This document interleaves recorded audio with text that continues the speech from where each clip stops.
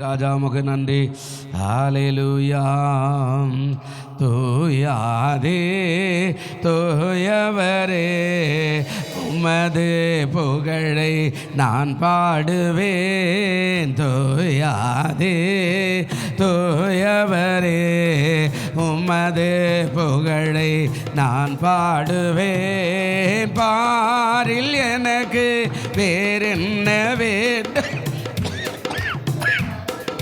புகழ் பாட வேண்டும். பாரில் எனக்கு வேறென்ன வேண்டும், உயிருள்ளவரே புகழ் பாட வேண்டும். தூயாதே தூயவரே உமது புகழை நான் பாடுவேன். நன்றி. வாங்க. ஆண்டவரே துதிக்கிறோம் துதிக்கிறோம் துதிக்கிறோம். ஆண்டவரே துதிகளின் மத்தியில் வாசமாக இருக்கிற என் தேவாதி தேவனே உம்மை துதிக்கிறோம். துதிக்கு பாத்திரரே உம்மை சோத்திரிக்கிறோம், வாழ்த்துகிறோம், வணங்குகிறோம், போற்றுகிறோம், ஆராதிக்கிறோம். ஆண்டவரே இந்த அருமையான ஆசீர்வதிக்கப்பட்ட இந்த மன மகிழ்ச்சி நாளுக்காய் நன்றி செலுத்துகிறோம். இந்த நாளில் தேவ கிருபை, தேவ வல்லமை, தேவ அபிஷேகம், தேவ அக்கினி இறங்கி ஆண்டவரே இந்த ஆராதனையில் ஆளுகை செய்யும்படியாய் செபிக்கிறேன். நான் கர்த்தருடைய கிருபை ஆளுகை செய்யட்டும். பாடல்களிலே தேவ பிரசன்ன அபிஷேகம் இறங்கட்டும். ஒர்ஷிப்பில் தேவ வல்லமை அபிஷேகம் இறங்கட்டும். தேவ செய்தியில் கர்த்தருடைய வல்லமை புறப்படட்டும். கர்த்தருடைய சத்தியத்தை அறிங்கள், சத்தியம் உங்களை விடுதலையாக்கும் என்று சொன்ன வார்த்தையின்படி தேவன் பேசுவீராக. ஆவியானவரை அறிவிப்புகாய், காணிக்கையின் பகுதிக்காய், மற்ற எல்லா பகுதிகளையும் கர்த்தருடைய கரத்தில் அர்ப்பணிக்கிறோம். தேவன் ஒவ்வொரு பகுதியிலும் பரிசுத்த ஆவியானவர் ஆண்டு கொண்டு ஆளுகை செய்யும். தடைகள் எல்லாம் மாற்றி வழி நடத்துங்க. பரிசுத்த ஆவியானுடைய கிருபையில் ஆவியானவருடைய ஆளுகையிலே ஒப்பு கொடுக்கிறோம். இயேசுவின் நாமத்தில் ஜெபிக்கிறோம் எங்கள் ஜீவனுள்ள பிதாவே. ஆமென். உட்காருவோம். கொண்டாடுவோம், நாள்தோறும் துதி பாடி கொண்டாடுவோம். இயேசு ராஜாதி ராஜாவை கொண்டாடுவோம், நாள்தோறும் துதி பாடி கொண்டாடுவோம். வந்தாரே தேடி வந்தாரே, தன் ஜீவன் எனக்காய் தந்தாரே. வந்தாரே தேடி வந்தாரே, தன் ஜீவன் எனக்காய் தந்தாரே. என்னை வாழ வைக்கும் தெய்வம் தானே இயேசு, என்னை வழி நடத்தும் தெய்வம் தானே இயேசு. என்னை வாழ வைக்கும் தெய்வம் தானே இயேசு, என்னை வழி நடத்தும் தீபம் தானே இயேசு. அந்த ராஜாதி ராஜாவை கொண்டாடுவோம், நாள்தோறும் துதி பாடி கொண்டாடுவோம். இயேசு ராஜாதி ராஜாவை கொண்டாடுவோம், நாள்தோறும் துதி பாடி கொண்டாடுவோம். கலக்கமில்லை எனக்கு, கவலை இல்லை, கர்த்தர் என் மேய்ப்பராயிருக்கிறார். கலக்கமில்லை எனக்கு, கவலை இல்லை, கர்த்தர் என் மேய்ப்பராயிருக்கிறார். என்னை பசும்புல் மேய்ச்சலுக்குள் நடத்துவார், நான் பசியார உணவு ஊட்டி மகிழுவார். என்னை பசும்புல் மேய்ச்சலுக்குள் நடத்துவார், நான் பசியார உணவு ஊட்டி மகிழுவார். அந்த ராஜாதி ராஜாவை கொண்டாடுவோம், நாள்தோறும் துதி பாடி கொண்டாடுவோம். இயேசு ராஜாதி ராஜாவை கொண்டாடுவோம், நாள்தோறும் துதி பாடி கொண்டாடுவோம். வென்றாரே சாத்தானை வென்றாரே, வல்லமைகள் அனைத்தையும் முறிந்தாரே. வென்றாரே சாத்தானை வென்றாரே, வல்லமைகள் அனைத்தையும் முறிந்தாரே. அந்த சாத்தான் மேல அதிகாரம் தந்தாரே, என் இயேசு நாமம் சொல்லி சொல்லி முறியடிப்பேன். அந்த சாத்தான் மேல அதிகாரம் தந்தாரே, என் இயேசு நாமம் சொல்லி சொல்லி முறியடிப்பேன். அந்த ராஜாதி ராஜாவை கொண்டாடுவோம், நாள்தோறும் துதி பாடி கொண்டாடுவோம். இயேசு ராஜாதி ராஜாவை கொண்டாடுவோம், நாள்தோறும் துதி பாடி கொண்டாடுவோம். கரங்களிலே என்னை பொறிந்து உள்ளார், கண் முன்னே தினம் என்னை நிறுத்தி உள்ளார், கரங்களிலே என்னை பொறுத்து உள்ளார், கண் முன்னே தினம் என்னை நிறுத்தி உள்ளார், ஏற்ற காலத்திலே உயர்த்துவார், அவர் கரங்களுக்குள் அடங்கி நான் காத்திருப்பேன், ஏற்ற காலத்திலே உயர்த்துவார், அவர் கரங்களுக்குள் அடங்கி நான் காத்திருப்பேன். அந்த ராஜாதி ராஜாவை கொண்டாடுவோம், நாள்தோறும் துதி பாடி கொண்டாடுவோம், இயேசு ராஜாதி ராஜாவை கொண்டாடுவோம், நாள்தோறும் துதி பாடி கொண்டாடுவோம்.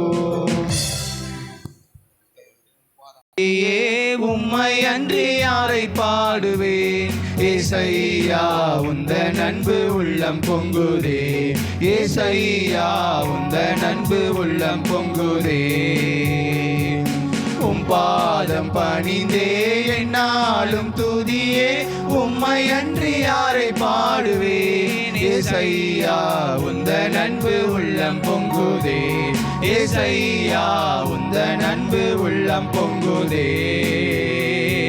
பரிசுத்தமே பரவசமே பரனே சருளே வரம் பொருளே, பரிசுத்தமே பரவசமே பரனே சருளே வரம் பொருளே, தேடினதால் கண்டடைந்தேன், பாடின பாடல்கள் ஈந்தளித்தேன், தேடினதால் கண்டடைந்தேன், பாடின பாடல்கள் ஈந்தளித்தேன், உம் பாதம் பணிந்தேன் என்னாலும் துதியே, உம்மை அன்றி யாரை பாடுவேன், ஏசையா உந்தன் அன்பு உள்ளம் பொங்குதே, ஏசையா உந்தன் அன்பு உள்ளம் பொங்குதே.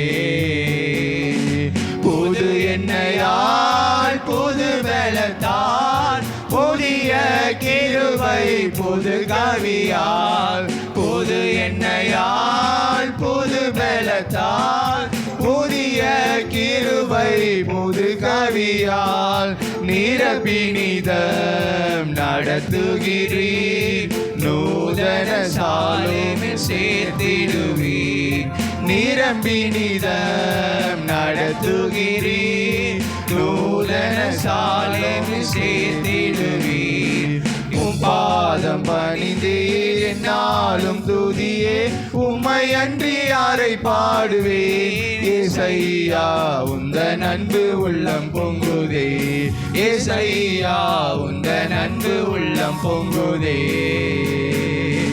நெருக்கத்திலே உம்மை அழைத்தேன், நெருங்கி உதவி எனக்கு அளித்தீர், நெருக்கத்திலே உம்மை அழைத்தேன், நெருங்கி உதவி எனக்கு அளித்தீர், திசை கேட்கெங்கோ அலைந்திடாமல் தீவிரம் வந்தென்னை தாங்குகிறீர், திசை கேட்கெங்கோ அலைந்திடாமல் தீவிரம் வந்தென்னை தாங்குகிறீர், உம் பாதம் பணிந்தேன் என்னாலும் துதியே, உம்மை அன்றி யாரை பாடுவேன், ஏசையா உந்தன் அன்பு உள்ளம் பொங்குதே, ஏசையா உந்தன் அன்பு உள்ளம் பொங்குதே.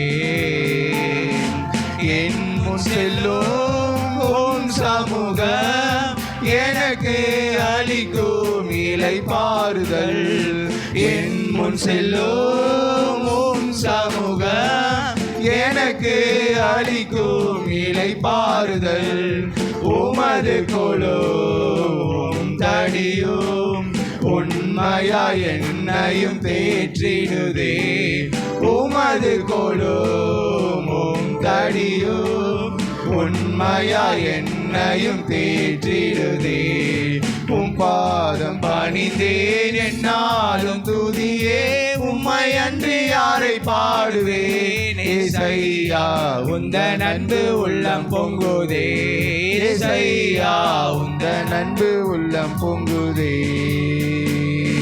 கனி செடி நீர் நிலைத்திருக்கும் கொடியாய் அடியேன் படர்ந்திலங்க கனி செடி நீர் நிலைத்திருக்கும் கொடியாய் அடியேன் படர்ந்திலங்க கிளை நடுங்கி களை பிடுங்கி கர்த்தரை காத்தென்னை சுத்தம் செய்வீர் கிளை நறுக்கி களை பிடுங்கி கர்த்தரை காத்தென்னை சுத்தம் செய்தீர் பாதம் பணிந்தே என்னாலும் துதியே உம்மை அன்றி யாரை பாடுவேன் ஏசையா உந்த நன்பு உள்ளம் பொங்குதே ஏசையா உந்த நன்பு உள்ளம் பொங்குதே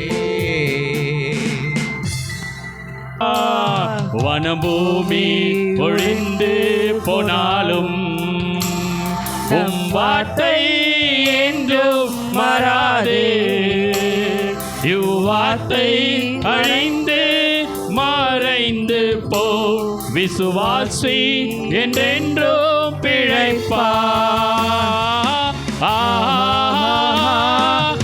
அல்லேலூயா அல்லேலூயா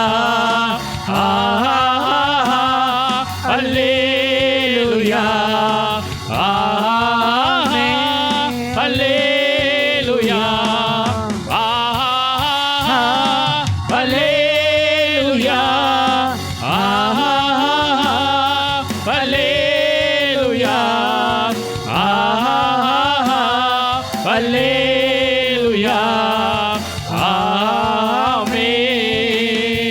ஆமென். நீரே ஆதியும் நீரே அந்தமும் நீரே ஜோதியும் நீரே என் சொந்தமும் நீரே ஆதியும் நீரே அந்தமும் நீரே ஜோதியும் நீரே என் சொந்தமும் நீரே எந்த காலத்திலும் எந்த நேரத்திலும் நன்றியால் உண்மை நான் துதிப்பேன் இயேசுவே உம்மை நான் துதிப்பேன் துதிப்பேன் எந்த வேளையிலும் துதிப்பேன் இயேசுவே உம்மை நான் துதிப்பேன் துதிப்பேன் எந்த வேளையிலும் துதிப்பேன் தாய் தந்தை நீரே தாதியும் நீரே தாவரம் நீரே என் தாரகம் நீரே தாய் தந்தை நீரே தாதியும் நீரே தாவரம் நீரே என் தாரகம் நீரே எந்த காலத்திலும் எந்த நேரத்திலும் நன்றியால் உம்மை நான் துதிப்பேன் இயேசுவே உம்மை நான் துதிப்பேன் துதிப்பேன் எந்த வேளையிலும் துதிப்பேன் இயேசுவே உம்மை நான் துதிப்பேன் துதிப்பேன் எந்த வேளையிலும் துதிப்பேன் எந்தன் பலவீன நேரங்களில் உம் கிருபை தந்தீரையா எந்தன் பலவீன நேரங்களில் கரங்களை தட்டி என் கிருபை தந்தீரையா இயேசு ராஜா என் பலனானி எதற்கும் பயமில்லையே இயேசு ராஜா என் பலனானி எதற்கும் பயமில்லையே ஆராதனை ஆராதனை உமக்கே ஆராதனை உமக்கே ஆராதனை உமக்கே ஆராதனை உமக்கே ஆராதனை உமக்கே ஆராதனை உமக்கே ஆராதனை உமக்கே ஆராதனை உமக்கே ஆராதனை உமக்கே ஆராதனை உமக்கே ஆராதனை உமக்கே ஆராதனை உமக்கே சந்தோஷம் பொங்குதே சந்தோஷம் பொங்குதே சந்தோஷம் என்னில் பொங்குதே அல்லேலூயா இயேசு என்னை ரட்சித்தார் முற்றும் என்னை மாற்றினார் சந்தோஷம் என்னில் பொங்குதே சந்தோஷம் பொங்குதே சந்தோஷம் பொங்குதே சந்தோஷம் என்னில் பொங்குதே அல்லேலூயா இயேசு என்னை ரட்சித்தார் முற்றும் என்னை மாற்றினார் சந்தோஷம் என்னில் பொங்குதே வழி தப்பி நான் திரிந்தேன் பாவ வழியாலே சுமந்தாரன்றே வழி தப்பி நான் திரிந்தேன் பாவ வழியாலே சுமந்தாரன்றே ஆனால் இயேசு கைவிடார் தானாய் வந்து ரட்சித்தார் ஆனால் இயேசு கைவிடார் தானாய் வந்து ரட்சித்தார் அந்த நல்ல இயேசு எந்த சொந்தமானாரே அந்த நல்ல இயேசு எந்த சொந்தமானாரே ஓ சந்தோஷம் பொங்குதே சந்தோஷம் பொங்குதே சந்தோஷம் என்னில் பொங்குதே அல்லேலூயா இயேசு என்னை ரட்சித்தார் முற்றும் என்னை மாற்றினார் சந்தோஷம் என்னில் பொங்குதே ஐயா வாழ்க வாழ்க ஓம் நாமம் வாழ்க ஐயா வாழ்க வாழ்க ஓம் நாமம் வாழ்க தேவனுக்கே மகிமை தேவனுக்கே மகிமை தெய்வத்திற்கே மகிமை என்னை தேடி வந்து மீட்டவரே தினமுமக்கே மகிமை என்னை தேடி வந்து மீட்டவரே தினமுமக்கே மகிமை ஐயா வாழ்க ஐயா வாழ்க வாழ்க ஓம் நாமம் வாழ்க ஐயா வாழ்க வாழ்க ஓம் நாமம் வாழ்க குறை நீக்கோ வல்லவரே கோடி சோத்திரமே குறைய நீங்க இயேசுவின் நாமத்திலே வல்லவரே கோடி சோத்திரமே பாவக்கடை போக்கோ கர்த்தாவே கல்வாரி நாயகனே பாவக்கடை போக்கோ கர்த்தாவே கல்வாரி நாயகனே ஐயா வாழ்க ஐயா வாழ்க வாழ்க ஓம் நாமம் வாழ்க ஐயா வாழ்க வாழ்க ஓம் நாமம் வாழ்க ரத்த கோட்டைக்குள்ளே நான் நுழைந்து விட்டேன் இனி எதுவும் அணுகாது எந்த தீங்கும் தீண்டாது ரத்த கோட்டைக்குள்ளே நான் நுழைந்து விட்டேன் இனி எதுவும் அணுகாது எந்த தீங்கும் தீண்டாது நேசரின் ரத்தம் என் மேலே நெருங்காது சாத்தான் நேசரின் ரத்தம் என் மேலே நெருங்காது சாத்தான் பாசமாய் சிலுவையில் பலியானா பாவத்தை வென்று விட்டார் இயேசு பாசமாய் சிலுவையில் பலியானா பாவத்தை வென்று விட்டார் ரத்த கோட்டைக்குள்ளே நான் நுழைந்து விட்டேன் இனி எதுவும் அணுகாது எந்த தீங்கும் தீண்டாது ரத்த கோட்டைக்குள்ளே நான் நுழைந்து விட்டேன் இனி எதுவும் அணுகாது எந்த தீங்கும் தீண்டாது இந்த தீங்கும் தீண்டாது எந்த தீங்கும் தீண்டாது 14, 15 வாசிங்க. என்னுடைய பரிசுத்த ஓய்வு நாளில் என்ன சொல்றாருங்க? உனக்கு இஷ்டமானதை இல்லை 14 சரி பரவாயில்ல வாசிங்க. உனக்கு இஷ்டமானதை செய்யாதபடி உன் காலை விலக்கி உன் வழிகளின்படி நடவாமலோ உனக்கு இஷ்டமானதை செய்யாமலோ சொந்த பேச்சை பேசாமல் இருந்து ஓய்வு நாளை மனமகிழ்ச்சி நாள் என்றோ கர்த்தருடைய பரிசுத்த நாள் என்றோ மகிமையுள்ள நாள் என்றோ சொல்லி அதை மகிமையாக எண்ணுவாயானால் 14 என்ன சொல்கிறார்? அதுதான் ஆசீர்வாதம். அப்பொழுது கர்த்தரை மனமகிழ்ச்சியாக இருப்பாய், பூமியின் உயர்ந்த இடங்களில் உன்னை ஏறி இருக்கும்படி பண்ணி உன் தகப்பனாகிய யாக்கோபுடைய சுதந்திர உனக்கு போஷிப்பேன். கர்த்தருடைய வாய் இதை சொல்லிட்டு 15 என்ன சொன்னார்? இல்லையா? 15 இல்லையா? அப்போ இந்த 13, 14 என்ன சொல்கிறாருன்னா, கர்த்தரின் மனமகிழ்ச்சியாக இருந்தேன்னா பூமியின் உயர்ந்த இடங்கள்னா இந்த உலகத்தில் எங்கெல்லாம் நீ போவியோ அங்கெல்லாம் உன்னை நான் ஆசீர்வாதமாய் மாற்றுவேன். அல்லேலூயா. நீ வாஞ்சியாக இருக்கணும். சனிக்கிழமையும் ஆயத்தமாய் நாளைக்கு நான் சர்ச்சு எண்ணெய் வாங்குறதோ சிக்கா வாங்குறதோ சோப்பு வாங்குறதோ எல்லாம் வாங்குறதோ நாளைக்கு என்ன ட்ரெஸ் போடுறதோ எல்லாத்தையும் ஆயத்தம் பண்ணிக்கணும். நாளைக்கு பார்த்துக்கலாம் சொல்ல முடியாது. சில நேரத்தில் பாருங்கள், அதாவது நாளைக்கு சார்ஜ் போட்டுக்கலாம் அப்படின்னு சில நேரத்தில் நம்ம சார்ஜ் போடாது விட்டோம்னா மறுநாள் கரண்ட்டே இல்லாத போச்சுன்னா நம்ம ஃபோனு வேஸ்ட்டாக போடல.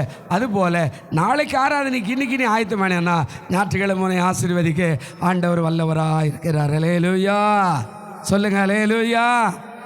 நீ சரியா இல்லாத ஆண்டவர் மேலே குறையெல்லாம் பேசவே முடியாது. ஆயத்தமாகணும். நாளைக்கு சர்ச்சுக்கு போனங்க, நீ போகும்போது உன்னோடு கூட ஒரு ஆள் அனுப்புவார் பின்னாடியே.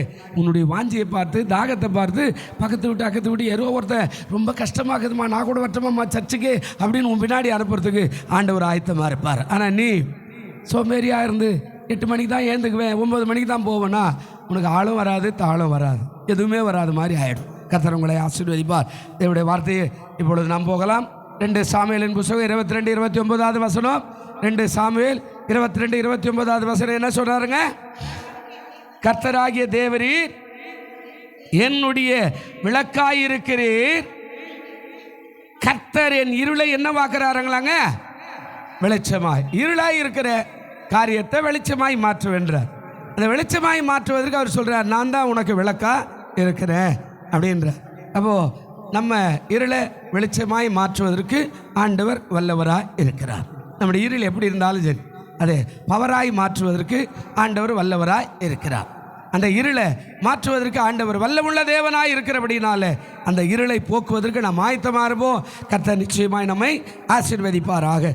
இது ஒரு காரியத்துக்கு நான் உள்ளே போகிறோம். அதாவது எப்படின்னா 1 யோவான் 1ஆம் அதிகாரம் 5வது வசனத்தை கொஞ்சம் வாசிங்க. இதனுடைய அடிப்படையில் கொஞ்சம் உள்ளே போய் சில காரியத்தை சொல்கிறேன். அதாவது 1 யோவான் 1ஆம் அதிகாரம் 5வது வசனம் இருக்குதா பாருங்க.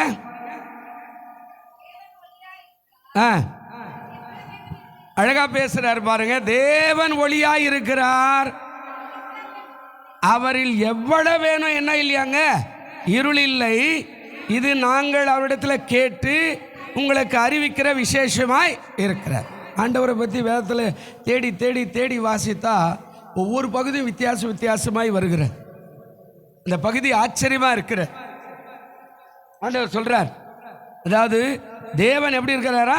ஒளியா இருக்கிறார், அவரில் எவ்வளவு வேணும் என்ன இல்லையா? அப்போ அவர் ஒளியா இருக்கிறாருன்னா விளக்கா இருக்கிறாருங்க, அவரிடத்துல இருள் இல்லையா? அப்போ நாம நம்முடைய இருளை போக்கிக் கொள்வதற்கு அவர் அண்டை போய் அவரிடத்தில் பெற்றுக்கொண்டு வரும்போது நம்முடைய இருள் விலகும். இந்த வெளிச்சம் அநேகருக்கு பிரகாசமாய் மாற அது ஏதுவாய் இருக்கும். அல்லேலூயா. அரசாங்கம் முதல் கரண்ட்டு கண்டுபிடிச்ச போது ஒரு சின்ன அதாவது திருக்கடியில் அதை பரிசோதிச்சாங்க. அப்போது அங்கே ஒரு குண்டு பல்ப் மாதிரி வச்சு அதை வச்சாங்க. ஆரம்ப காலம் எனக்கு கூட எங்கள் கிராமத்தில் ஞாபகம், ஒரு கம்பத்து இது மாதிரி நட்டு வச்சுருப்பாங்க. அதில் 4 பக்கம் கண்ணாடி போட்டு ஒரு லாந்தர் விளக்கு மாதிரி இவ்வளோ பெருசு இருக்கும், அது அதில் கொண்டு வச்சுருப்பாங்க. ஒரு ஆளை நியமிச்சிருப்பாங்க. அந்த விளக்குக்குள்ளே அதில் ஒரு திரி போட்டிருப்பாங்க. டெய்லி சாயங்காலம் ஆனால் அந்த ஆள் போய் அது எல்லாத்தையும் எடுத்துகிட்டு அதில் எண்ணெய் ஊற்றி இந்த திரியெல்லாம் வச்சுட்டு எத்தனை தெருவில் அந்த ஒரு தெருவோ 2 தெருவில் 10 விளக்கு இருக்குதுன்னா அந்த 10 விளக்கெல்லாம் ஏற்றி வச்சுட்டு வரணும். அவன் அன்றைக்கி தூங்கிட்டான்னா அந்த விளக்கு எரியாது, இருளாக இருக்கும் தெரு. ஒருவேளை அவன் எங்கன்னா வெளியூர் போயிட்டான்னா இருளாக இருக்கும், யாருக்கிட்டா கொடுத்துட்டு போகணும். இப்போ ஆண்டவர் என்ன சொல்கிறாருன்னா, நான் ஒளியாக இருக்கிறேன்பா, நீ என்னிடத்துல வர ஆரம்பி. பாருங்க, அரசாங்கம் இப்போ என்ன பண்ணுது, அந்த குண்டு பல்பு கண்டுபிடிக்கும் போது ஒரு தெருவில் போட்டாங்க. அதையே கரண்ட் கம்பம் நட்டு அங்கங்கே தெரு பூரா போட்டாங்க. அதுக்கப்புறம் வீட்டுகளுக்கு கொடுத்தாங்க. அதுக்கப்புறம் டியூப் லைட் வந்துச்சு, அதை போட்டாங்க. அதுக்கப்புறம் ஆலோஜியம் பல்புன்னு ஒன்று வந்தது, அதை போட்டாங்க. அதுக்கப்புறம் பால் பல்புன்னு ஒன்று வந்தது, அதை போட்டாங்க. ஒரு பல்ப் போட்டால் ஒரு தெருவே அப்படியே பவராக இருக்கும், அதை போட்டாங்க.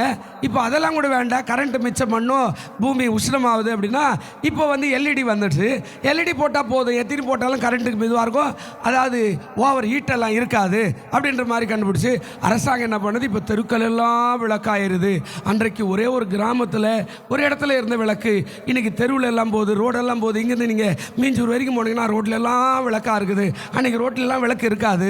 ஆனால் இன்றைக்கி எல்லாம் அரசாங்கம் நம்ம எல்லாத்தையும் வெளிச்சமாய் மாற்றுவோம் அப்படின்னு சொல்லுது. அப்போ உலகம் இப்படி இருக்கும்போது ஆண்டவர் சொல்கிறார், உன்னுடைய வாழ்க்கையில் இருக்கிற இருளை நீக்க நான் வெளிச்சமாக இருக்கிறேன். நீ என்னிடத்தில் வந்தேனா என்னுடைய வெளிச்சத்தில் நீ பிரகாசிப்ப, உன்னுடைய வெளிச்சத்தில் உன் குடும்பம் பிரகாசிக்கும், உன்னுடைய குடும்பத்தினுடைய வெளிச்சத்தில் உன்னுடைய சொந்த பந்தம் பிரகாசிக்கும், அந்த வெளிச்சத்தில் உன்னுடைய அந்த கிராமமே வெளிச்சத்தில் பிரகாசிக்க நான் அதை ஈடு செய்ய வல்லவராக இருக்கிறேன். அல்லேலூயா. இப்போ வேதத்துக்கு போவோம். அதாவது அவர் ஒளியாகிறார். வேதத்தில் 4 பெரிய மனுஷர்கள் இதை குறித்து கொஞ்சம் பேசியிருக்கிறாங்க. சிம்பிளாக சொல்லிட்டு போயிடுறேன். 4 பெரிய மனுஷர் அவர் ஒளியாக இருக்கிறாரு, நீங்கள் அவரிடத்துல அதை பெற்றுக்கொள்ளுங்க அப்படின்னு சொல்கிறார். 4 பெரிய மனுஷர்கள்.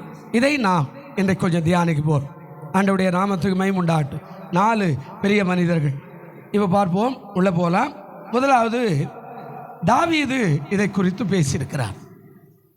தாவீதுடைய வார்த்தை தான் தொடர்ந்து தியானிக்கிறோம். அவன் தான் நிறைய பேசியிருக்கிறார். தாவீது அதாவது தேவனுடைய இருதயத்துக்கு ஏற்றவர்.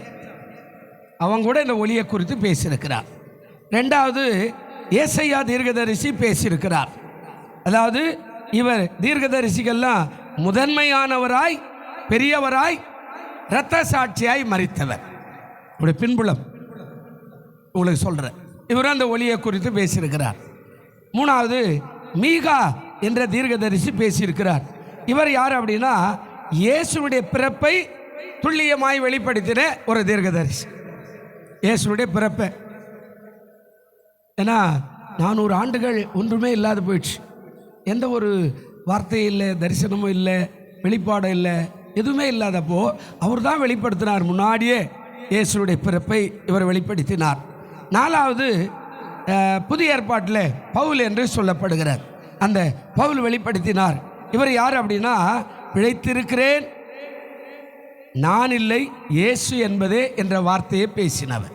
நான் பிழைச்சிருக்கிறேன், நான் இல்லை, எனக்குள்ளே இயேசு இருக்கிறார் என்ற வார்த்தையை வெளிப்படுத்தின ஒரு தேவ மனுஷன். பிரியமானவர்களே, இந்த 4 காரியத்தை வேகமாய் தியானிக்கலாம். இங்கே சொல்கிறாரு. முதல் காரியம் என்ன அப்படின்னா, அங்கே சொல்லப்பட்ட அந்த வார்த்தை, அதாவது தாவீதை குறித்து நான் உங்களுக்கு சொன்னேன் இல்லையா, தாவீது இதை குறித்து பேசியிருக்கிறார். அதாவது தாவீது என்றால் தேவனுடைய இருதயத்துக்கு ஏற்றவன். அதாவது அவனுக்கு மறுபெயர் ஒன்று இருக்கிறது. அதாவது பிரதியானவன் என்று பொருள். இருதயத்துக்கு ஏற்றவன், கடவுளுக்கு இருதயத்துக்கு ஏற்றவன். வாசிப்போ சங்கீதம் 4:6 வாசி சீக்கிரம். சங்கீதம் 4ஆம் சங்கீதம் 6வது வசனம் இருக்குதா? வாசிங்க.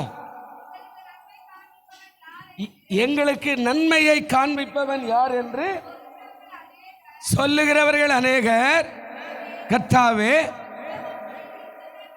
உம்முடைய முகத்தின் ஒளியை எங்கள் மேல என்ன செய்யுங்க? நல்லா கவனிக்கணும். அவருடைய முகத்தின் ஒளி என் மேல வீசுங்க. நான் மனுஷன் தானே. இன்னைக்கு நம்ம ஆண்டவர்கிட்ட கேட்க வேண்டிய காரியம் மிக முக்கியம். அவர் சொல்றாரு, எங்களுக்கு நன்மை காண்பிக்கிற ஆள் உலகத்தில் இல்லை. அதாவது அநேகர் கத்தாவே கத்தாவர்னு சொல்லி ஏமாத்துறாங்க. ஆனால் எனக்கு ஒரு காரியம் தெரியும், நீர் நல்லவர். அதனால உம்முடைய முகத்தில் இருக்கிற ஒளியை எங்கள் மேலே கொஞ்சம் என்ன பண்ணுங்க, பிரகாசியம். நான் அந்த வெளிச்சத்தில் நடந்துருவேன். எவ்வளோ அருமையான வார்த்தை. சங்கீதக்காரருடைய தாவீதுடைய சங்கீதத்தை நீங்கள் அடிக்கடிக்கு வாசிங்க. அதுக்கு அடுத்தபடியாக புதிய ஏற்பாடு அடிக்கடிக்கு வாசிங்க. எவ்வளோ ஆசீர்வாதம் வச்சிருப்பார் பாருங்க. அங்கே இருக்கிற அழுகை இங்கே ஆசீர்வாதமாய் மாறிடும். அங்கே இருக்கிற துக்கம் இங்கே களிப்பாய் மாறிடும். அங்கே இருக்கிற வேதனை இங்கே மகிழ்ச்சியாய் மாறிடும். அங்கே இருக்கிற அதாவது கண்ணீர் இங்கே துடைக்கப்படுகிறதா இருக்கும். புதிய ஏற்பாட்டில் யாரையும் ஏமாத்துகிற ஆண்டவர் இல்லை. அவர் சொல்கிறாரு, உம்முடைய முகத்தின் ஒளியை எங்கள் மேலே என்ன பண்ணுங்க, கொஞ்சம் பிரகாசம். நீங்கள் ஒளியாக இருக்கிறீங்க, உங்கள் முகத்தில் அவ்வளோ பிரசன்னம். அதனால தான் அவருடைய மகனாக இருக்கிற சாலமோன் அவரை பற்றி பாடும்போது இப்படி சொன்னார், நீர் 10,000ங்களில் சிறந்தவர். நீர் யாருங்க? 10,000 உலகத்திலே 10,000 பேர் அழகுள்ளவர்களாக இருந்தாலும் அவர்களுக்கு முதன்மையான சிறந்தவராய் நீங்கள் இருக்கிறீங்க. நீங்கள் யாராக இருக்கிறீங்க அப்படின்னா சாரோனின் ரோஜா. சாரோனின் ரோஜா. ரோஜாவிலே அது விசேஷ ரோஜா. வாசனையானதும் பார்க்கறதுக்கு அப்படி கண்ணை பறிக்கிறதுமாய் அவ்வளோ அழகுள்ள ஒரு பூக்களாய் அது இருக்கிறார். அதனால தான் அதை சொன்னார், சாரோனின் ரோஜா. இருக்கிற பூக்களிலே மிக வாசனையானதும் மிக சிறியதுமாய் இருக்கிற லீலி புஷ்பம் என்று சொன்னார். நீர் சாரோனின் ரோஜாவும் லீலி புஷ்பமாய் இருக்கிறீர். அப்படின்னா என்ன? அவ்வளோ அழகுள்ளவர், அவ்வளவு நிறமுள்ளவர், அவ்வளவு வாசனை உள்ளவர், அவ்வளவு இப்பேற்பட்ட ஒரு தேவனுடைய குமாரனை பெண் வடிவாக பார்த்து பேசினார் ஆண்டவர். அவர் தான் சொன்னார், உடைய முகத்தின் ஒளி எங்கள் மேலே கொஞ்சம் என்ன பண்ணுங்க, பிரகாசிக்க பண்ணும். அந்த முகத்தின் ஒளியில் நாங்கள் கொஞ்சம் முன்னாடி போயிடுவோம். அதனால அர்த்தம் ஒன்று எப்படின்னா, இப்போது இந்த ஊருக்கு பிழைக்கிறதுக்கு வரோம்ல, நிறைய பேர் வருவாங்க. ஒரு ஊருக்கு, இந்த ஊரோ ஏதோ ஒரு ஊருக்கு போகிறாங்க. பிழைக்கிறதுக்கு வந்தால் அங்கே யாருன்னா ஒரு ஆள் இருந்தால் அவர்கள் சார்பில் அவங்களோடு சேர்ந்து கொஞ்சம் அதாவது ஒட்டிக்கிட்டு உள்ளே வருவாங்க. அங்கே தங்குவாங்க. சாப்பாடு ஏதோ ஒன்று அவங்க மூலிமா தங்கிறதுக்கோ இல்லை சாப்பாட்டுக்கோ எங்கேயோ ஒரு ஆதரவு அவர் பார்த்து கை காட்டுற ஒரு ஆளுக்கோ ஏதோ ஒரு இடத்துல போய் வேலையோ வியாபாரமோ ஏதோ ஒன்று காரியம், அதன் மூலிமா அந்த அந்த பட்டணத்தில் ஒரு பிழைத்து கொள்வதற்கான வழி. சில இதில் ஆளே இல்லைன்னா வேறு வழியே இல்லை, போய் கஷ்டப்பட்டு அதாவது நாமளே தேடி நாமளே கஷ்டப்பட்டு நாமளே அப்படியாய் கஷ்டப்பட வேண்டிய ஒரு காரியம். யாராவது ஒருத்தர் நாள் லகுவார். இன்றைக்கி நீங்கள் ஒவ்வொருத்தரும் சரித்திர ஆட்களை நீங்கள் பாருங்கள், அரசியல்வாதி எடுத்து பாருங்கள், அதோட நீங்கள் உள்ள சினிமாக்காரனுங்க எடுத்து பாருங்கள். ஒவ்வொருத்தருக்கும் பின்புலம் நிறையா இருக்கும். எங்கேயோ ஒருத்தர் உட்காந்துருப்பார், எங்கேயோ ஒருத்தர் காணப்படுவார். அந்த கண்ணதாசன் எடுத்துங்க, இந்த பட்டினத்தார் கோயில் வந்து எத்தனோ நாள் இந்த மணலில் படுத்துக்கிட்டு கஷ்டப்பட்ட காலம் உண்டு. இந்த அஜாக்ஸில் இருக்கிறதான கார்பன் கம்பெனியில் சோத்துக்கு இல்லாத வேலை செய்த ஒரு காலம் உண்டு. இங்கிருந்து இந்த கால்நடையாக மின்ட்டு வழியாக போய் கந்தசாமி கோயிலாண்டு உட்கார்ந்து அழுத காலங்கள் உண்டு. மறுபடியும் ஊருக்கே போய் சேர்ந்துடலான்னு நடைபெணமாய் போகிற காலத்தில் அவருக்கு யாரோ ஒருத்தர் உதவி செய்து நீ வா அப்படின்னு அழைச்சி கொண்டு போய் பாட்டு எழுத காலம் உண்டு. இன்றைக்கி கிட்டத்தட்ட 10,000 கணக்கான பாடலை எழுதி அவர் மாதிரி பாட்டு எழுதணுன்னே இல்லை, கவிதைனே இல்லை அப்படின்னு சொல்லிட்டு போயிட்டான். அல்லேலூயா. அவர் கடைசியாக எழுத பாட்டே வேறு ஒன்றும் இல்லை. நம்முடைய புதிய ஏற்பாடாக இருக்கிற பைபிளை இயேசுவின் காவியமாக எழுதி அதோடு கூட மறைச்சு போயிட்டார். அவர் சொல்லிட்டார், இனிமேல் நான் சினிமாவுக்கு பாட்டு எழுத மாட்டேன், இனிமேல் எனக்கு சினிமா தேவையில்லை, பாவம் நான் அறியாமலே கேள்விக்குறியாய் சில பாட்டெல்லாம் பாடினேன். ஆனால் அந்த பாட்டெல்லாம் பாடினே தவிர எழுதுனே தவிர அந்த பாட்டுக்கெல்லாம் விடை வந்து பைபிளில் இருக்கிறத நான் கண்டுக்காத போயிட்டேன். அவங்க வந்து சொன்னாங்க, நீங்கள் ஒரு பெரிய கவிஞர் இல்லையா, இந்த கவிஞராக இருக்கிற நீங்கள் அந்த புதிய ஏற்பாட்டில் ஒரு காவியமாக எழுதிட்டு போங்களேன், கொடுங்களேன் அப்படியே ஒரு கவிதையாக எழுதும்போது அவர் கண்டுபிடிச்சி அழுதாரா. அந்த ஒரு சிலுவை பார்த்துக்கிட்டே உட்காந்து அவனை மனைவி கேட்டு, ஏன் இந்த சிலுவை பார்த்துனேன்? இல்லைம்மா, நான் இந்த பைபிளை பார்த்து நான் இவ்வளோ நாள் எழுதின கவிதைலாம் இதில் தான் இருக்குதுன்றது கண்டுபிடிக்காத போயிட்டேன். அதில் ஒரு கவிதை கேள்விக்குறியாய் எழுதினேன். அந்த கேள்விக்குறி என்னன்னே தெரியாது, அதுக்கு விட இந்த புதிய ஏற்பாட்டில் இருக்குது. என்ன கவிதைன்னு கேட்டாங்களாம் அவங்களுடைய மனைவி. அவன் சொன்னாங்களாம், வீடு வரை உறவு, வீதி வரை மனைவி, காடு வரை பிள்ளை, கடைசி வரை. நான் அப்படி தான் எழுதிட்டேன். ஆனால் இங்கே சொல்லுது, வீடு வரை உறவு இருக்குது, வீதி வரை யார் இருக்கிறா? மனைவி இருக்கிறாங்க. காடு வரை யார் இருக்கிறா? பிள்ளை இருக்கிறா. கடைசி வரை யாரும் தப்புமா? கடைசி வரை என்னை ஏண்டவராகி இயேசு. கரங்களை தட்டுவோம். அல்லேலூயா. அவர் எழுதினாரா, சொன்னாரா, கடைசி வரை அப்படின்னா இந்த உலகம் விட்டுட்டாலோ என் ஆவி பரலோகத்துக்கு போவோம், கடைசி வரைக்கும் நான் தான் உன்னோடு வருவேன் என்று சொன்னேன். அந்த இயேசுவை நான் மறந்துட்டு யாரோ யாரோ என்று கேள்விக்குறி எழுதினேன்.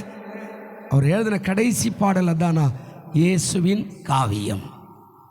அதோட சினிமாவுக்கு நான் பாட்டு எழுத மாட்டேன்னு அந்த காவியம் முடிஞ்ச உடனே அவர் மரித்து போனார், பாவத்தை அறிக்கை செய்து.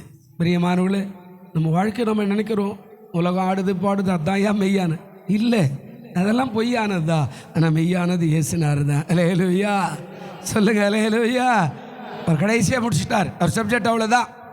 அந்த காவியத்தை வாங்கி படித்தா உண்மையை நான் கொஞ்சம் ஒருத்தர் கொடுத்தாரு, கொஞ்ச நாள் படித்தது அவ்வளோதான், அதுக்கு மேலே கொடுக்க மாட்டேன்ட்டார். ரொம்ப நல்லாயிருக்கும். ஒரு கவிதை எப்படி இருக்குமோ, ஒரு அதாவது உலகத்தில் எழுதுகிற கவிதை மாதிரி அது இருக்கும். பெரியமார்களே, அப்போ ஆண்டவர் சொல்கிறாரு, தாவீது என்ன சொல்கிறான், உடைய முகத்தின் இந்த ஒளியை எங்கள் மேலே கொஞ்சம் பிரகாசம் பண்ணியன்னா அந்த ஒளியில் நாங்கள் நடந்து போக அது ஏதுவாய் இருக்கும். இப்போ இன்னொரு வசனம் வாசிங்க. அதே சங்கீதம் 27 சங்கீதம் 27:5 இருக்குதா பாருங்க.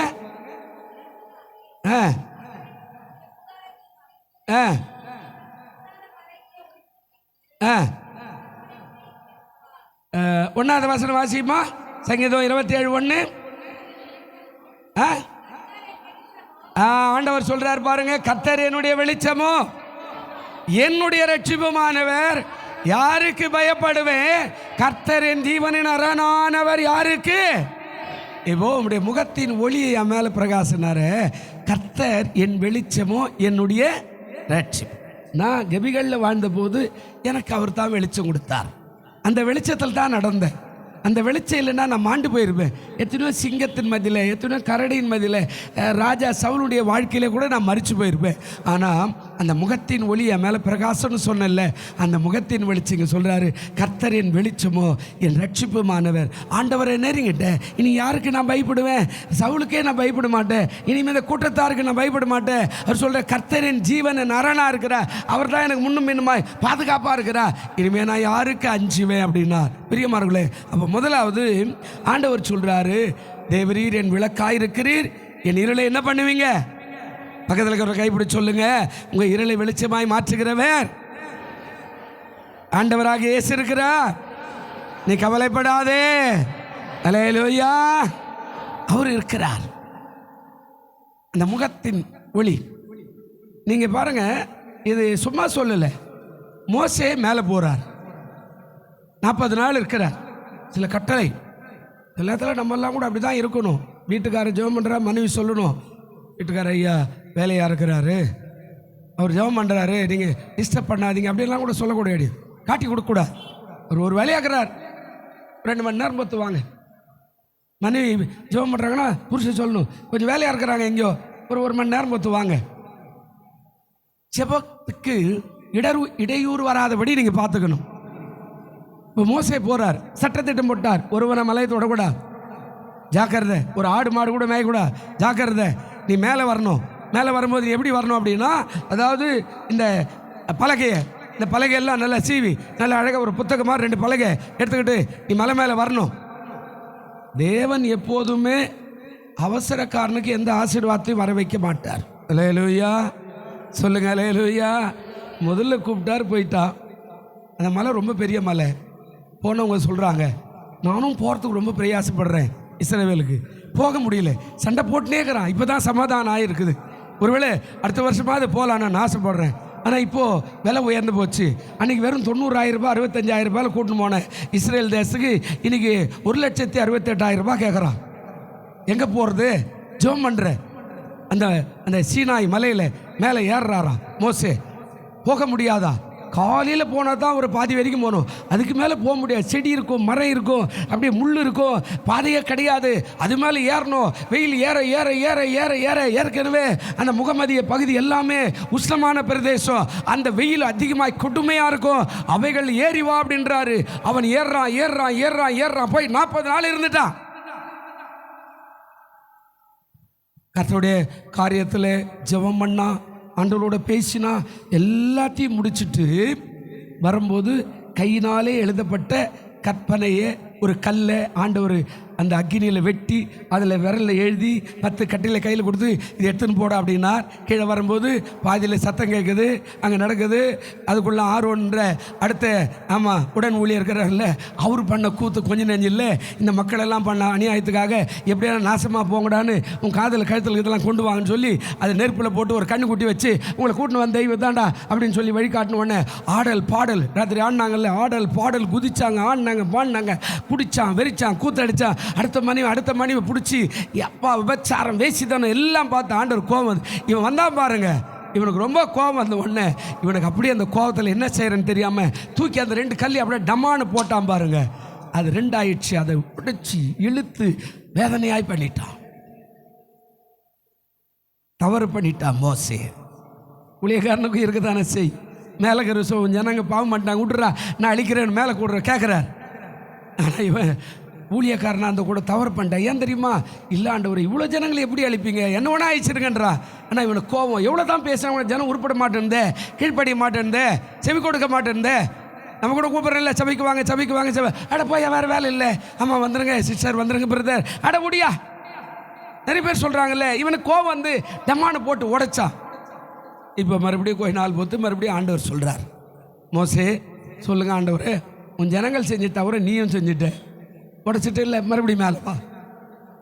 இப்போ பாருங்க, முதல் போகும்போது லகுவாக போனான்.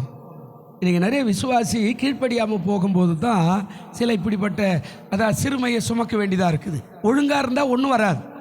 பாருங்க, இப்போ மறுபடியும் சொல்கிறாரு, நீ எடுத்துன்னு போன அந்த பலகைக்கு தக்கதாக நீ மறுபடியும் ஒரு பலகை இழைச்சிட்டு மேலே வாண்டுறார்.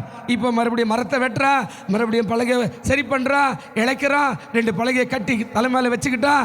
இப்போ மலை மேலே ஏறணும், அது செங்குத்தான மலை, அப்படியே உயரமாக இருக்கும். இப்போ இவன் ஏறதே பெரியும், கைப்பிடி வேணும். இப்போ இவன் தோல் மேலே வேறு வச்சுக்கிட்டு இருக்கிற அந்த பலகையை தோல் மேலே வச்சோ இல்லை கழுத்தில் வச்சோ தலை மேலே வச்சோ இடுப்பில் கட்டியோ எதில் ஒரு இடத்துல கட்டி இவன் மறுபடியும் முட்டி போட்டு மேலே ஏறி அந்த சீனாய் மலைக்கு போகணும்.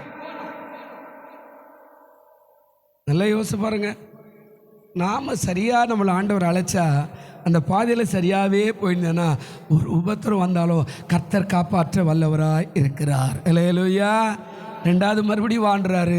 இப்போ லகுவாக போனவன் இப்போ சுமையை சுமந்துக்கிட்டு போகிறான். 2 பலகை அது வெயிட்டாக இருக்கும். அவனே வெட்ட சொன்னார், அவனே இழைக்க சொன்னார், அவனே கட் பண்ண சொன்னார், அவனே தோல் மேலே கட்டி தூக்கின்னு மேலே வாடான்றாரு. இப்போ மறுபடியும் 2வது முறை போகிறான்.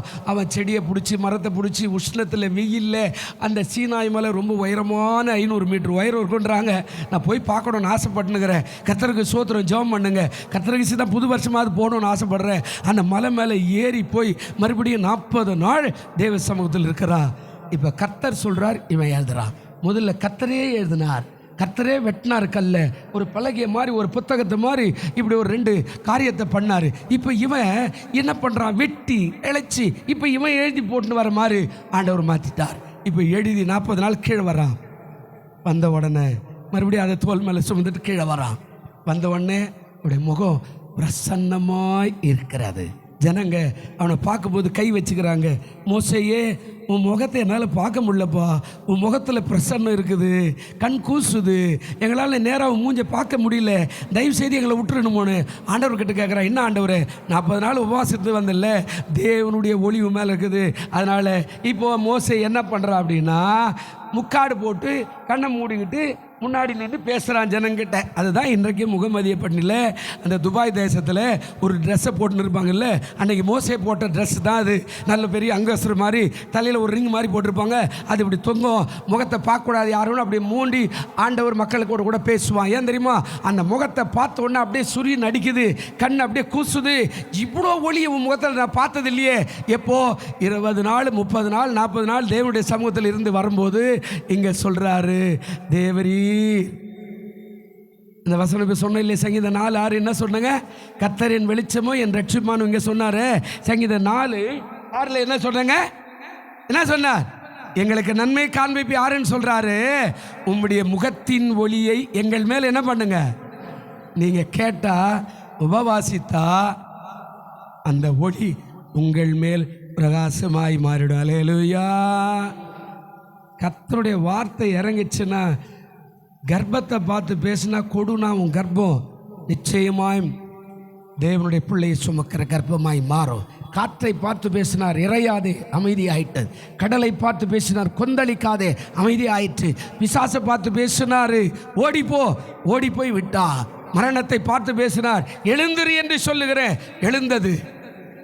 மரத்தை பார்த்து பேசினார், இனி உன் மேல கனி வராதிருப்பதாக, மரம் சபிக்கப்பட்டு போய் விட்டது. உனக்காக பேசுவார்.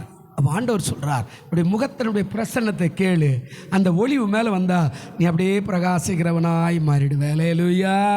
அதனால தான் தாவீதுக்கு பேர் என்ன சொன்னாருங்க, அதாவது பிரீதியானவன் என்று பொருள், தேவனுடைய இருதயத்துக்கு ஏற்றவன். எப்போ சொன்னார், வாசிங்க. 1 சாமுவேல் 13 14 வசனம். இருதயத்துக்கு ஏற்றவனா இல்லையா பார்த்துங்க. 1 சாமுவேல் 13 14 வசனம் இருக்குதா. இப்பொழுதோ உம்முடைய ராஜபார நிலை நிற்காது, கர்த்தர் தம்முடைய இருதயத்துக்கு ஏற்ற ஒரு மனுஷனை தமக்கு தேடி அவனை கர்த்தர் தம்முடைய ஜனங்கள் மேல் தலைவனாக இருக்க கட்டளையிட்டார். கர்த்தர் உமக்கு விதித்த கட்டளை நீர் கை கொள்ளாவில்லையே. சவுலை தள்ளிட்டார். பிரியமான தேவப்பிள்ளை, நீங்க ஆண்டவருடைய ஒளியை தேடுங்க. உன் இருளை வெளிச்சமாய் மாற்ற அவர் வல்லவராய் இருக்கிறார். நீ ஏசுனார் ஏமாத்துற வேலையெல்லாம் வச்சுக்கினா ஒன்றுமே நடக்காது. நீ என்கிட்ட ஒன்று சொல்லும், எவ்வளோ வேலைங்க, அதான் அவர் வரல, அதான் பையன் வரல, அதான் ஒய்ஃப் வரல, இதெல்லாம் நான் ஏற்றுக்கலாம். ஆனால் மேலக்கிறவர் ஏற்றுக்க மாட்டார். அவருக்கு தெரியும் உன் ஒய்ஃப் என்ன நிலைமைக்கிறாங்க, உன் புருஷன் என்ன நிலைமையில் இருக்கிறாரு, உன் பிள்ளைங்க என்ன நிலைமையில் இருக்கிறாங்க, எல்லாம் அவருக்கு தெரியும். ஆனால் நீ அவரை ஏமாற்ற முடியாது. என்னை ஏமாற்றலாம், நான் ஒன்றுமே பண்ண போகிறதில்ல. அப்படியா பிரதர், ரைட்டு, அவ்வளோதான். நான் மேலே குருவருக்கு தெரியும் இன்ன நிலைமையில் இருக்கிறேன்னு பாருங்க. ஆண்டவர் சொன்னார், தாவீது அழகாக பேசினார், உன்னுடைய முகத்தின் ஒளி எங்கள் மேலே பிரகாசிக்கப்படும். அதான் மோசே இறங்கும்போது அந்த முகத்தின் பிரசன்னம் அப்படியே பல பல பல பழப்பாக இருக்கிறது. நீ அடிக்கடிக்கு ஜெபிக்கிறா இருந்தா, அடிக்கடிக்கு உபவாசிக்கிற ஆளாக இருந்தா, அடிக்கடிக்கு ஆலயத்துக்கு வந்து போகிற ஆளாக இருந்தா, அடிக்கடிக்கு வேதத்தை வாசிக்கிறவளாக இருந்தா உன் முகத்தில் அவருடைய ஒளி பிரகாசிக்கும். ரோட்டில் போகும்போது சொல்லுவாங்க, நீங்கள் கிறிஸ்துவங்களாமா, உன் முகத்தை பார்த்த உடனே தெரியுது. அல்லேலூயா.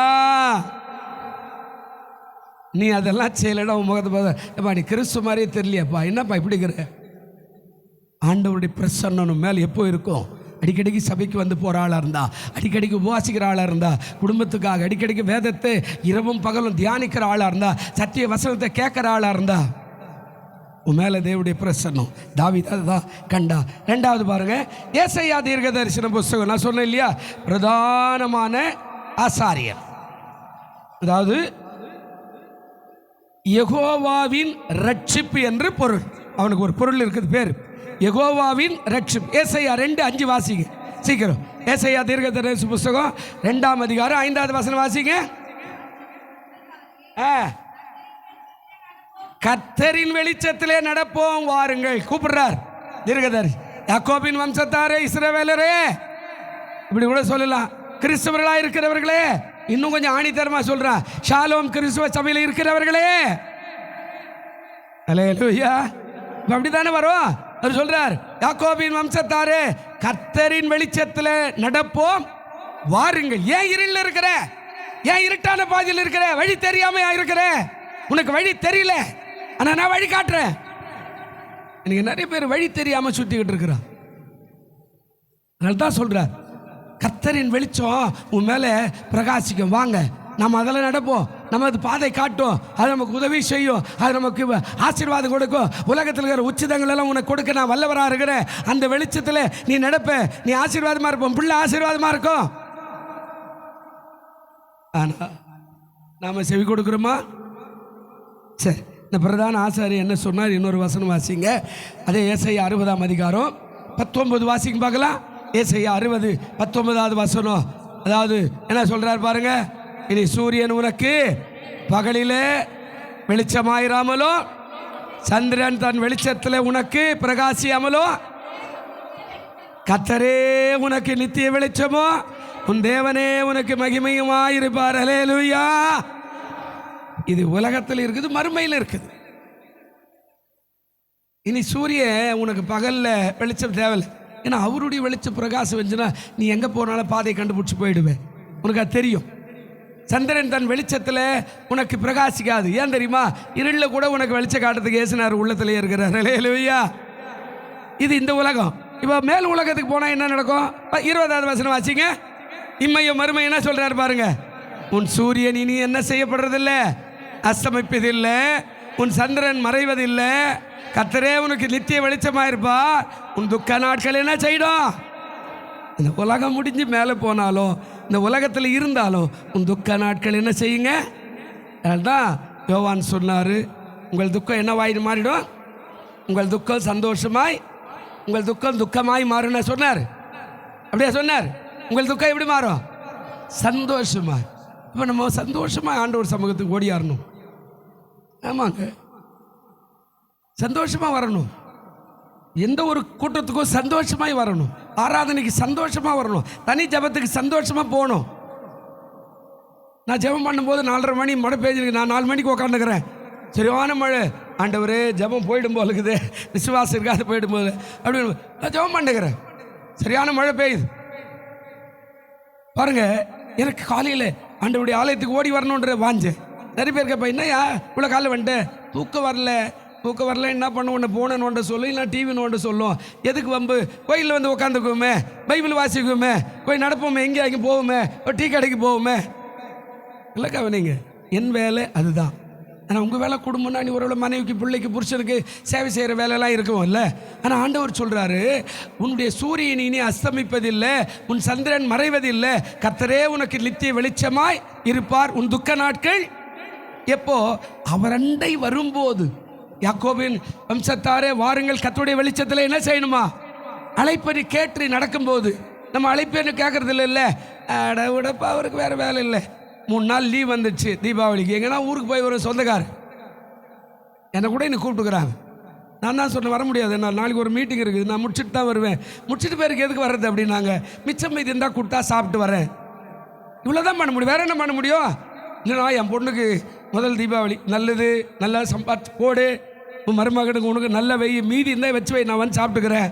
அவ்வளோதான் நம்ம வேலை, ஊழியம். நீ ஆராதனைக்குரியவன். உன்னை கர்த்தர் உன்னை அப்படியே தெரிந்தெடுத்திருக்கிறார். உனக்காக சிலுவை சுமந்தார், உனக்காக ரத்தம் சிந்தார், உனக்காக ஜீவனை கொடுத்தார், உனக்காக ஈட்டியில் குத்தப்பட்டார், உனக்காக முள்முடி சுமந்தார். உன்னுடைய பாவத்தை அவர் சுமந்து உன்னை பரிசுத்தமாக வெற்றி உள்ள வாழ்க்கையை வாழத்து வச்சாக்க நீ ஞாயிற்றுக்கிழமைனா மாமன் வீட்டு கல்யாணம், மச்சா வீட்டு கல்யாணம், அந்த வீட்டு கல்யாணம், இந்த வீட்டு கல்யாணம், அந்த இப்படியெல்லாம் சுத்தினா எப்படி உன்னை ஆசீர்வதிப்பார்? எப்படி உன் பிள்ளைகள் ஆசீர்வாதமாக இருப்பாங்க? அல்லேலூயா. அதனால தான் தீர்க்கதரிசி சொன்னார், யாக்கோபின் வம்சத்தாரே வாருங்கள், நம்ம கர்த்தருடைய வெளிச்சத்தில் நடப்போம். அதனால தான் இங்கே சொன்னார், அவர் தாயா உனக்கு இனிமே சூரியன் அஸ்தமயம். அதனால தான் அவன் சொன்னார், அவன் பிரதானமான ஆசாரியன், முதன்மையானவன். வாசிங்க இப்போ 2 ராஜாக்கள் 19:2 என்ன சொல்றார்? எப்படி அவன் முதன்மையாக இருந்தா பாருங்க. 2 ராஜாக்களின் புஸ்தகம் 19 2வது வசனம் இருக்குதா? சீக்கிரம் பா.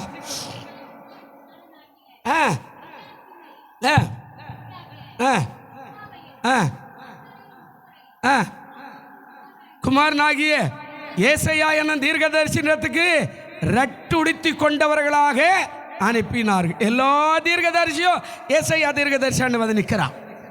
ஏன்? பிரதானமானவன், முதன்மையானவன். இவன் எப்படி மறிச்சானான் தெரியுமா? பழைய ஏற்பாட்டிலே இது சொல்லு, இரத்த சாட்சி.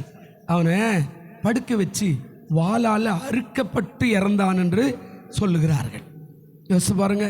அவன் தான் பிரதானமான, அவன் தான் இயேசுநாதரை பற்றி பல காரியங்களெல்லாம் சொன்னவன், பிறப்பை பற்றி சொன்னவன், குமாரன் வரப்போறான்னு சொன்னவன். எவ்வளோ பெரிய காரியம் பிரியமானவர்களே.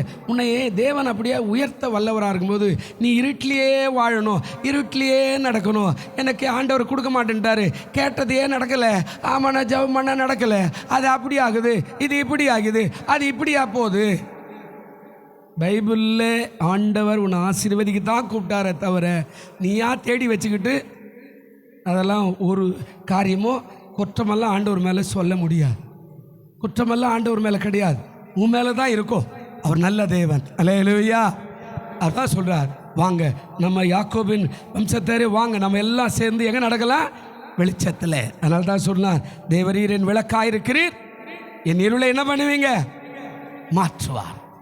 நாம் வரும்போது ஒப்பு கொடுக்கும்போது மாற்றுவார். இன்றைக்கி நான் வெளிச்சத்தில் நடக்கிறேன்.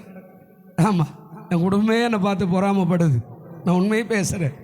என்னை கூட கை கழுவி விட்டாங்க, செத்துருவார் பாவம், என்னத்துக்கு பூமி மாதிரி இருக்கிற வரைக்கும் நல்லா இருக்கட்டும். ஆனால் யாக்கோபின் வம்சத்தாரே வாருங்கள் சொன்னது போல கர்த்தரண்டை ஒப்பு கொடுத்தன.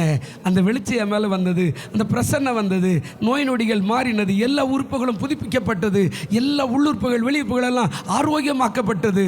ஒரு டாக்டர் சொன்னா, நீ கடைசி காலத்தில் கண்ணு தெரிய செத்துருவேன். ஒரு டாக்டர் சொன்னால் நீ இவ்வளோ மருந்து மாத்திரை சாப்பிட்டுக்கல, சைடு எஃபெக்டில் ஏதாவது கட்டி வந்துடும் உடம்புல. இன்னொரு டாக்டர் சொன்னால் ஜாக்கிரதையாரு, உனக்கு இவ்வளோ ஆப்ரேஷன் இவ்வளோ மருந்தெல்லாம் சாப்பிட்டுக்கிறதுனால கடைசி காலம் உனக்கு ஏதாவது ஒன்று இழுத்துன்னு போயிடும். யோ பையா அப்படின்னு நான் சொன்னேன். என்ன அப்படி சொல்லிட்டேன் நான்? நீ டாக்டர், உன்னை படித்த டாக்டர் மேலகர் சொன்னார், சத்தியத்தை அறிவியல் சத்தியம் உங்களை விடுதலை ஆக்கன்னு சொன்னாரியா? 64 வயசு வரைக்கும் ஆரோக்கியமாக தான் இருக்கிற கர்த்தர் ஆசீர்வச்சு தான் இருக்கிறார். அல்லேலூயா. வெளிச்சத்தில் நடக்கிறேன், ஆனால் இருளில் நடக்கிறது இல்லை. எனக்கு வேறு வேலை கிடையாது, அவருடைய வெளிச்சத்தில் நடக்கிறேன். என் உறுப்புகளெல்லாம் நல்லா இருக்கு. இப்போ கூட போய் ஒரு காரியத்துக்காக செக் பண்ணும்போது சொன்னால் உன் உறுப்பு எல்லாமே நல்லா இருக்குதுயா, உள்ளுறுப்பு எல்லாம் இருதையும் அது இது எல்லாத்தையும் செக் பண்ணா, திரும்ப செக் பண்ணுறா, நல்லா தான் இருக்குது, ஒன்றுமே இல்லை. மேலக்கிறவர் உள்ளே இருக்கிறார். அல்லேலூயா. உனக்கு உள்ளே இருக்கும்போது உன் உறுப்புகள் எல்லாம் ஆரோக்கியமடைய. அல்லேலூயா. உன் கர்ப்பம் நிச்சயமாக பிள்ளையை பெற்றெடுக்கும். உன்னுடைய எல்லா பலவீனமும் மாறி உன்னை ஆரோக்கியப்படுத்தும். உன்னுடைய எல்லா பலவீனங்கள் மாறி, வியாதிகள் மாறி, உன்னுடைய சதைகளை எலும்புகளோ ரத்தமோ எல்லாம் ஆரோக்கியமாக பரிசுத்தமாய் மாற்ற ஆண்டவர் வல்லவராக இருக்கிறார். ஆனால் அவருடைய வெளிச்சத்தில் தான் நீ நடக்கணும். இருளிலே இருந்துக்கிட்டு ஏசனார் விட்டார் அதெல்லாம் கிடையாது. அப்படியெல்லாம் விட மாட்டார். தன் பிள்ளைகள் மேலே அவ்வளோ காரியமாக இருப்பார். 3வது வேகமாக போகிறேன், முடிஞ்சு போய் சொல்கிறேன், 5 நிமிஷம் இருக்குது, வேகமாக போகிறேன். 3வது காரியம், இன்னொரு தீர்க்கதரிசி மீகா என்ற தீர்க்கதரிசி சொன்னார். இவர் யார் அப்படின்னா, இவருடைய மறுபெயர் சொல்கிறாரு, தேவனை போன்றவன் யார். இவனுக்கு மறுபெயர் ஒரு வச்சுக்கிறார், தேவனை போன்றவன் யார்? தேவன் தான், மனுஷன்தான். அல்லேலூயா. அவர் சொல்கிறார், அவருக்கு மறுபேர் தேவனை போன்றவன் யாருன்னு அவருக்கு மறுபேர் வச்சுக்கிறார். மீகா 7ஆம் அதிகாரம் 8வது வசனம் வாசிங்க சீக்கிரம். மீகா 7:8 வாசிங்க. எனக்கு விரோதமாய் நீ சந்தோஷப்படாதே, நான் விழுந்தாலும் எழுந்திருப்பேன், நான் இருளில் உட்கார்ந்தால் கர்த்தர் எனக்கு வெளிச்சமாறு. கை தட்டுமா எல்லாரும்? ஐயோ என்ன வேகமா அவர் என்ன வாக்குறது? 3 காரியங்க அதில். என் சத்துரு பார்த்து பேசுகிற, நீ பேசணும் அடிக்கடிக்கு. பக்கத்து வீட்டில் என்னம்மா சர்ச்சைக்கு எங்கக்கா போகிறது, கோயிலுக்கு போனால் கூட அப்படி தான் இருக்குது, மாற்றிக்க. அல்லேலூயா.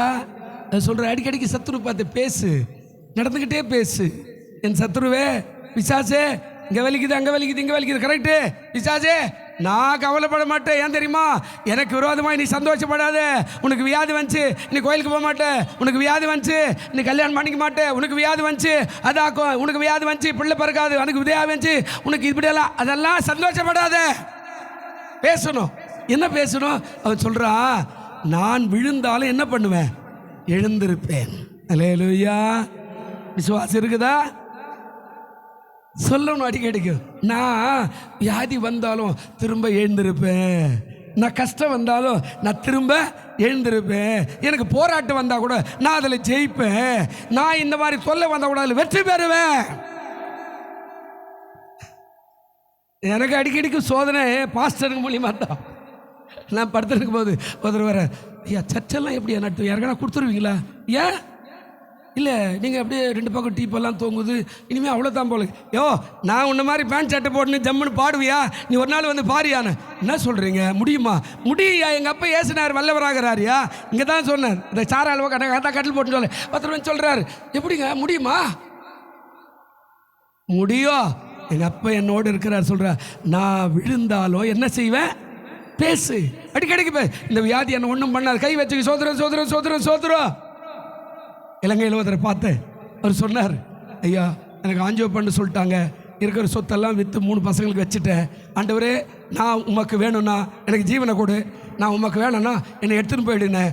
ஜோம் பண்ணிட்டு விட்டேன், ஆஞ்செல்லாம் பண்ணலை.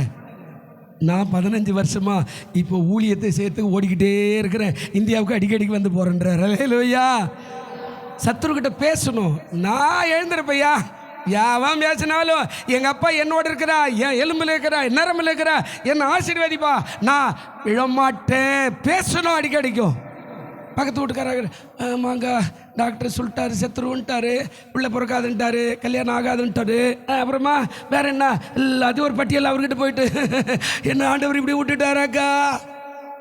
நீ ஏசுனார் சமூகத்தில் வந்து அழுது உன் கண்ணீருக்கு பலன் கொடுப்பேன் ஆண்டவர் சொன்னார். ஆண்டவர் சொல்றார், உன்னுடைய புலம்பலை ஆனந்த கழிப்பாய் மாற்றுவேன். ஆண்டவர் எங்கே சொன்னார்? பக்கத்து வீட்டில் அக்காவுக்கு சொன்னேன், சரிக்கா நான் மாரியம்மா கிட்ட வேண்டிக்கிறேன், மேரியம்மா கிட்ட வேண்டிக்கிறேன், நீ கவலைப்படாது அப்படின்னா சொல்லுமே தவிர, ஆனால் ஏசுனார்கிட்டே அழுதியானா உன் புலம்பலை ஆனந்த கழிப்பாய் மாற்றுவார். அது சொல்கிறார், நான் இருளில் உட்கார்ந்தா கர்த்தர் எனக்கு. இருள் என்ன நினைக்கிறீங்க? வியாதி, விற்கணும், கஷ்டம், பொல்லாப்பு, போராட்டம், வறட்சி, வேதனை, அதாவது பண கஷ்டம், பொருள் கஷ்டம், ஆகார கஷ்டம், எழுந்துக்க முடியாத பலவீனம். இந்த இருளில் நான் உட்கார்ந்தேன்னா எழுந்துருவேன் தெரியுமா? என்னை கரம் பிடித்து உயர்த்துகிறவர் என் ஆண்டவராகிய இயேசு. அல்லேலூயா. சொல்லணும். நீ அதெல்லாம் சொல்லாத, முண்டி போச்சு என் வாழ்க்கை, அவ்வளோதான் என் வாழ்க்கை, எனக்கு இந்த வியாதி வந்துச்சானா அவ்வளோதானா, அவன் செத்து விடுவோம், இருக்கிற சாப்பிடு. நான் முடி வெட்டும் போது ஒருத்தர் சொன்னான், எங்கள் அப்பாவுக்கு மைக்காட்சி விட்டார், கேட்டால் லைட்டாக வலிக்குதுனாரு. நான் சொன்னேன், என்ன சொன்னடா, நல்லா சொன்னியா, நல்லா இருப்பாருன்னு. இல்லை அவன் எப்படி எப்படி வைக்கிறான்பா, நல்லா சாப்பிடுப்பா, இந்த ஆயிரம் கட்டி போனால் பரவாயில்லப்பா. நான் டே அறிவிக்குதாடா முட்டாள் அப்படின்னு அவன் முடி வெட்டுனுங்கிறான். நான் கேட்ட கேள்விக்கு உள்ளவரை குத்திட்டான்னா என்ன பண்ணுற முடி வச்சிட்டேன். அறிவுக்குதாடா அப்பனை பார்த்து இப்படியா பேசுறது?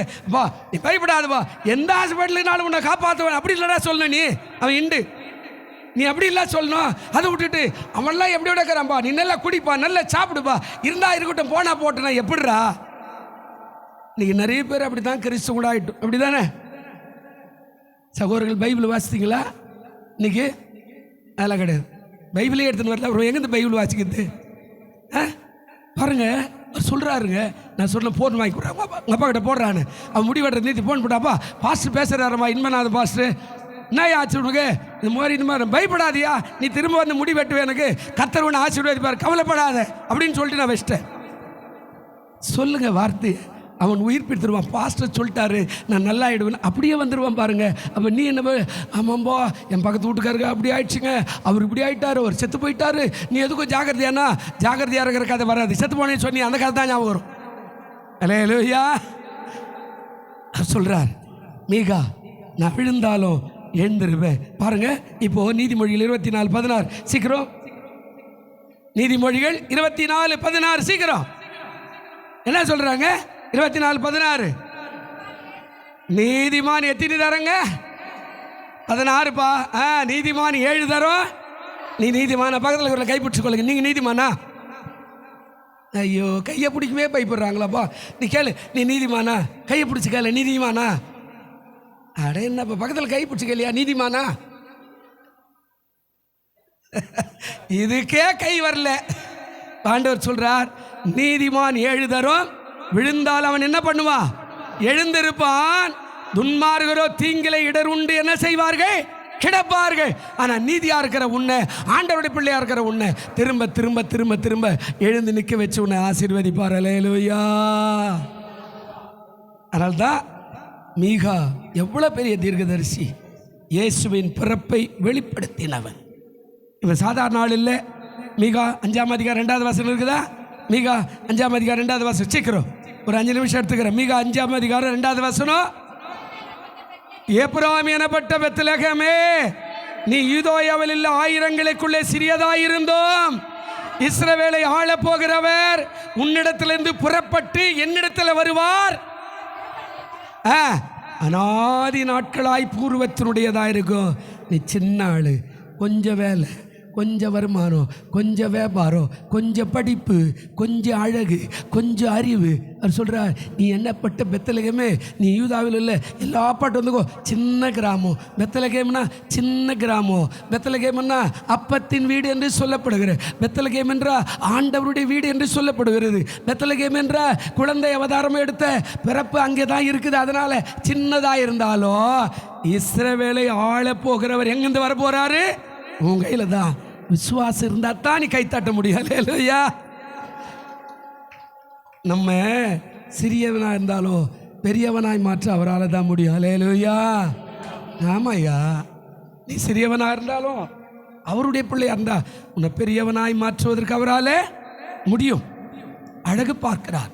மரியா அதாவது அண்ணால் சொல்லும்போது சொன்னார், புழுதியிலிருந்து என்னை எடுத்து பிரபுக்களோடு கூட என்ன செய்தார்? என்ன உட்கார வச்சார். நான் எங்கேயோ ஒரு மூலையில் இருக்கிறேன், எனக்கு இந்த பாக்கி இல்லை. நான் அப்பா கிட்ட கேட்டேன், எனக்கு ஒரு பிள்ளை கொடுத்தாரு, கொடுத்த மாதிரி என்னை அர்ப்பணிச்சிட்டேன். இப்போது என்னை பிரபுக்களோடு கூட உட்கார வச்ச கர்த்தர் நல்லவர். அல்லேலூயா. இப்போ நீ எப்படி இருக்கிற? நான் சின்னவர், எனக்கு அறிவு இல்லை, எனக்கு பாட்டு வராது, எனக்கு ஜபம் வராது, எனக்கு அது வராது, எனக்கு இது வராது, நான் கோயிலுக்கெல்லாம் எதுக்கு இதெல்லாம் நீ கேட்டுக்கிட்டு கதையெல்லாம் சொன்னேன்னா நீ அப்படியே பின்னாடியே இருப்பே தவிர முன்னேறி வரவே மாட்டேன். சின்னதாக இருக்கலாம், ஆனால் இஸ்ரவேலை ஆள போகிற பிரபு உன் வீட்டிலேருந்து தான் வரப்போகிறாரு. அப்படின்னா உன் வீட்டில் நாளைக்கு ஒரு ஊழியக்காரன் பிறக்கலாம், ஒரு ஊழியக்காரி பிறக்கலாம். உன்னை கொண்டு பெரிய காரியங்களை செய்தான் உன் தேசத்தை ஆசீர்வதிக்க ஆண்டவர் நல்லவராயிருப்பா. ஆனால் நீ எப்படி இருக்கிற? சரி, நாலாவது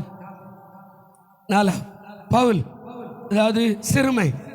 இவனை மாதிரி சிறுமைப்பட்டு யார் இல்லை, கோட்டீஸ்வர. அந்த காலத்தில் 200 கோடிக்கு சொந்தக்கார ஆள். எல்லாத்தையும் நஷ்டன்னு விட்டுட்டார் ஆண்டவர் அறிகிற அறிவுக்கு. நீங்களும் என்ன இருந்தால் ஒரு 100 ரூபாய் ஞாயிற்றுக்கிழமை ஓட்டி குத்துட்டான்னா போதும், நம்ம கோயிலே வேண்டான்னு ஓடி போயிடும். அப்படி தானே? மாமியார் விருந்து வச்சா கூட நம்ம என்ன பண்ணுறோம்? அட விடுப்பா, தீபாவளி விருந்துக்கு போயிட்டார் எங்கள் சொந்தக்கார் அப்படின்றோம். இரியா, சர்ச்சை முடிச்சுட்டு வரேன், தீபாவளி விருந்து நான் வாங்கிக்கிறேன். ஆனால் ஒரு 100 ரூபாய்க்கு நம்ம ஆண்டவரை விட்டுட்டு ஓடிடுறோம். அவன் அன்றைக்கு 200 கோடிக்கு சொந்தக்கார பவுல். கமாலியன் பாதத்தில் படித்தவன், எபிரேயில் பெரிய மனுஷன், சட்ட திட்டங்களை கரைத்து குடித்தவன், அதிகாரத்தை பெற்றவன், கடிதங்களை பெற்றவன். இந்த கிறிஸ்தவர்களை அதாவது துன்புறுத்தும்படியான சட்டத்தை படித்து கையில் காகிதங்களை வாங்கி வந்தவன்.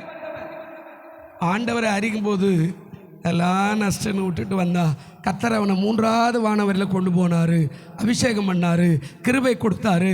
அங்கிருந்து அவனை கொண்டு 13 நிருபங்களை வாசிக்க வைத்தார். அவன் தான் சொன்னான். என்ன சொன்னா? வாசிக்க எபேசியர் 5 8வது வாசனம். சீக்கிரம் ஒரு 5 நிமிஷம் எடுத்துக்கிறேன், ஏன்னா இதை முடிச்சிடுறேன். ஏன்னா 10:05 தான் ஆகுது. அதாவது எபேசியர் 5:8 வாசிக்க சீக்கிரம். முற்காலத்தில் நீங்கள் அந்தகாரமாய் இருந்தீர்கள், இப்பொழுது கர்த்தருக்குள் வெளிச்சமாய் இருக்கிறீர்கள், வெளிச்சத்தின் பிள்ளைகளாய் நடந்து கொள். நீங்களே யாருங்க இப்போ? நீங்களா யாருங்க? கைப்பிடிச்சு கேளுங்க. நீ யாருமா? நீங்களே யாருப்பா? வெளிச்சத்தின் பிள்ளைகள். இப்போ நீங்க எப்படி நடக்கணும்? அதே மாதிரி நடங்க. அல்லேலூயா. நீங்க வெளிச்சத்தின் பிள்ளைகளாய் நடங்க. ஏற்கனவே அப்படிதான் இருக்கிறீங்க. வசனம் கேட்டு சத்தியம் கேட்டு சபைக்கு வந்து ஆசீர்வாதம் பெற்று பிரமாணங்களை கடைபிடிச்சு அதை கொடு இதை கொடுன்னு சொல்லி உங்களுக்கு போதிச்சு நீங்கள் வெளிச்சத்தின் பிள்ளைகளாக இருக்கிறீங்க. முன்னாடி அந்தகாரமாக இருந்தீங்க, பாவத்தில் இருந்தீங்க, அக்கிரமத்தில் மீறுதல் இருந்தீங்க, சாபத்தில் இருந்தீங்க, ரோகத்தில் இருந்தீங்க, அநியாயத்தில் இருந்தீங்க, திருட்டில் இருந்தீங்க, ஏமாற்றல் இருந்தீங்க, பொய் சொல்கிறதுல இருந்தீங்க. இனி அப்படி இல்லை. நீங்கள் வெளிச்சத்தின் பிள்ளைகளாக இருக்கிறீங்க. நீங்கள் அப்படியே இனி வர காலத்தில் என்ன பண்ணுங்க? நடந்து கொள்ளுங்க. இதை தான் சொன்னான். படைத்திருக்கிறேன், நான் இல்லை, இயேசுவே என்னிலே என்ன பண்ணிக்கிறாரா? எவ்வளோ பெரிய ஆள், சிறுமை. ஆனால் கவலைப்படலை. அவன் சொல்கிறான், நீங்கள் எல்லாம் அந்தகாரமாக இருந்தீங்க, இப்போ வெளிச்சத்தும் ஆகிட்டீங்க, இனிமேல் அப்படியே நடந்து கொள்ளுங்க, கர்த்தர் உங்களை ஆசீர்வதிப்பார். ரோமர் 13:12 வாசி எழுந்திருக்கலாம். ரோமர் 13:12 வசனம் என்ன சொல்கிறாரு பாருங்க. ரோமர் 13:12 வசனம் இருக்குதா? இரவு சென்று போயிற்று, பகல் சமயமாயிற்று, ஆகையால் அந்தகாரத்தின் கிரியைகளை நாம் தள்ளிவிட்டு ஒளியின் ஆயுதங்களை என்ன செய்யணும்? இரவு சென்று போயிற்று, பழைய காலம் தள்ளிவிடு. பகல் சமயமாக இருக்குது, வெளிச்சம் பக்கத்தில் வருது. இப்போ இருட்டில் இப்படி வாழ்ந்தோம், கண்ணு தெரியல, போகிற வழி தெரியல, எங்கே போகிறதுன்னு தெரியல, எப்படியெல்லாம் சுற்றணும், எப்படியெல்லாம் ஆடணும். இப்போ இயேசு அறிஞ்சுக்கிட்டோம், கிட்ட வந்துட்டோம், பகல் சமயமாக இருக்குது. ஆகையால் அந்தகார கிரியைகளை நாம் என்ன செய்யணுமா? இப்போ கூட வருது அந்தகார கிரி. என்ன பண்ணுதுங்க? சர்ச்சுக்கு வரும்போது சொல்லுவோம், ஏங்க நீங்கள் மட்டும் போய் வந்துடுங்க சர்ச்சுக்கு, நான் நாளைக்கு இல்லைன்னா அடுத்த வாரம் வருகிறேன், என்னால் முடியவில்லை சொல்கிறாங்களா இல்லையா? வீட்டுக்கார அம்மா சொல்லுவாங்க, பிள்ளைகள் சொல்லுவாங்க, புருஷனும் சொல்லுவான். நீ சொல்லணும், அடுத்த வாரம் அப்போ பார்த்துக்கலாம், இப்போ நீ ஏசுனா இருக்கட்ட வா சர்ச்சுக்கு போய் வருவோன்னு சொல்லணும். சொல்கிறாரு, கிரியைகளை நாம் என்ன செய்யணுமா? தள்ளி. மாமனுக்கு சொல்லணும், ஞாயிற்றுக்கிழமை வராத. மச்சானுக்கு சொல்லணும், ஞாயிற்றுக்கிழமை வராத. ஃப்ரெண்ட்ஸுக்கு சொல்லணும், ஞாயிற்றுக்கிழமை வராத, நான் ஞாயிற்றுக்கிழமை மட்டும் சர்ச்சுக்கு போகணும். நீ எப்போ நோ சொல்கிறியோ அன்னைக்கு ஆண்டவர் உன் பட்சத்துலேருந்து உன்னை ஆசீர்வதிப்பார். அல்லேலூயா. அவங்க ஃபோன் பண்ணி, மாமா வரட்டமாண்ணா, வந்துருப்பா ஞாயிற்றுக்கிழமை விடுப்பா, ஒரு வாரம் கோயிலுக்கு போடலாம், என்ன ஆகுது, உனக்கு மீன் வாங்கி போடுறேன் அப்படின்னா, அடுத்த ஞாயிற்றுக்கிழமை உனக்கு இன்னொரு ஆள் வரும், அடுத்த ஞாயிற்றுக்கு இன்னொரு ஆள் வரும், அடுத்த ஞாயிற்றுக்கு இன்னொரு ஆள் வரும். 10 வாரம் நீ உள்ளே வராத மாதிரியே பண்ணிடுவான் பிசாசு. நல்லா கவனிக்கணும். இதை தள்ளிவிட்டு ஒளியின் ஆயுதங்களை இப்போ என்ன செய்யணும்? தரித்து கொண்டு நீ ஓடக்கடவாய், வெளிச்சம் உன்மேல் தங்கியிருக்கும். அதனால தான் சொன்னார், தேவரீர் என்னுடைய விளக்காய் இருந்தீர், இருக்கிறீர், இருப்பீர், என் இருளை என்ன பண்ணுங்க? வெளிச்சமாய் மாற்று. என் இருள் மாறட்டும் ஆண்டவரே. இந்த இருள் மாறும்போது உன் வாழ்க்கையே பிரகாசமாயிடும். உன்னை பார்க்குறவனெல்லாம் பிரகாசமாயிடுவான், உன்னை நோக்கிறவனெல்லாம் பிரகாசமாயிடுவான், நீ யார்கிட்ட பேசுகிற அவனெல்லாம் பிரகாசமாயிடுவான். ஆனால் அந்த ஒளி இருக்கணும். நீ உள்ளத்தில் எல்லா அந்தகாரத்தையும் வச்சுக்கிட்டு அவன் இவன் அவளை பண்ணிடணும், இவளை பண்ணிடணும், அது அப்படியாக்க இது இப்படியாக்க, நான் அவனை கொண்டுடுவேன், வெட்டிடுவேன், குத்திடுவேன், உள்ளவே இருக்க மாட்டார் இயேசுநாத். அடித்தா கூட வாங்கிக்கிற ஆளாக இருக்கணும். கர்த்தர் உன்னோடு இருப்பார். அல்லேலூயா. கர்த்தர் உன்னோடு கட்டாயம். அதுக்காக சும்மா போய் அடி வாங்கி சொல்ல, ஏதோ சொல்கிறான் வா போப்பா அப்படின்றோம், அவன் வந்து என்ன அடிக்கிறேன், பரவாயில்லப்பா கர்த்தர் உன்னை ஆசீர்வாதம் அப்படி தான் சொல்ல முடியும். நீ அடிச்சுட்டு இல்லை, நான் 2 அடி அடிக்கிறேன் பாரு, எட்ராக் மம்மட்டி வெட்டுறா அவனை, அப்படிலாம் என் கூட ஆண்டவர் இருக்க மாட்டார். அவர் எப்பவும் நல்ல கவனிங்க, இயேசு விட்டும் பிடிக்கிறவர், உள்ளே வச்சும் நடத்துகிறவர். இயேசு உள்ளே வச்சும் அடிப்பார், வெளியே வச்சு அடிப்பார் எதிராளியை. உங்களுக்கு எனக்கு தெரியாது. ஆமாம், ஏன்னா வேதம் அப்படி தான் சொல்லுது. ஆகாலுடைய காரியத்தில், அதாவது அமலேக்கேன் கர்த்தருடைய பெட்டியை பிடிச்சிட்டான், அழறா, கர்த்தருடைய பெட்டி போயிடுச்சேனா இவன் நினச்சா நாம் பிடிச்சிட்டோம், ஆடுவோம், பாடுவோம், கொண்டாடுவோம், குடிப்போம், கூத்தாடுவோம். இந்த பெட்டியை கொண்டு போய் தாகவனுடைய சிலையண்டை வச்சுட்டான். காலையில் போய் பார்த்தா தாகவன் சொல்ல 4 துண்டாகுது. அவன் யோசிக்கிறான், இது எவ்வளோ பவர்ரா, இது நம்ம பிடிச்சிட்டோன்னு சொல்லுமே தாகோன்னு சொல்லியே ரெண்டா போச்சுன்னா இது என் வீட்டில் இருந்தால் என் கதை என்ன ஆயிருக்கும்? அன்னைக்கு அமலேக்கர் பயந்தா.